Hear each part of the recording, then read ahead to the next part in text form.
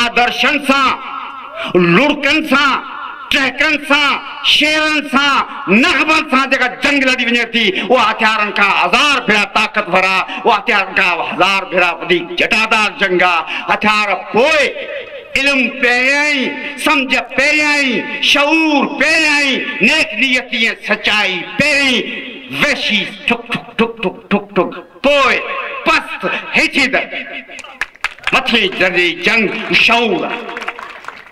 सिंध जो सचार इल्म, सिंध जो सचार शऊर, सिंध जी सचार दानिश ऐं इल्म जा घर, ही सरचश्मा इल्म जा, फन जा, साइंस जा, टेक्नोलॉजी जा, उहे जे गॾिजी पवनि त दुनिया जो को बि ॼावड़ो, को बि पिदो तव्हांखे ग़ुलाम बनाए, तव्हांखे धमकी न ॾे।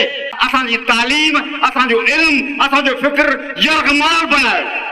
माण्हू पोइ यरगमाल थिया, पहिरीं फिक्र यरगमाल थियो, पहिरीं किताब यरगमाल थिया, पहिरीं क्लास यरगमाल थिया, पहिरीं उस्ताद यरगमाल थिया, पहिरीं इल्म यरगमाल थियो। ऐं जंहिं क़ौम जो इल्म यरगमाल हुजे उहा आज़ाद थी सघे ई न।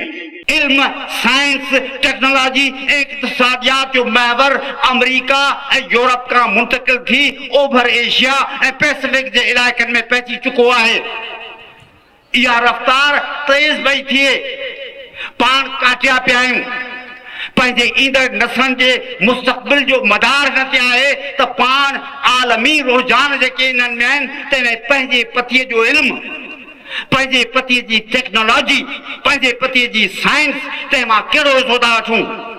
जंग फ़क़ति हिन नंढड़नि ॻाल्हियुनि ते न आहे, जंग आलमी जेको ज़ख़ीरो आहे इल्म जो, सम्झ जो, साइंस जो, टेक्नोलॉजी जो, उन में सिंध जी पती कहिड़ी आहे, इन ते जंग आहे। बुनियादी मसइलो इहो आहे। अव्हांखे अॻिते वधी दुनिया जे बहितरीन सम्झ रखंदड़ माण्हुनि सां चटाभेटी करणी आहे।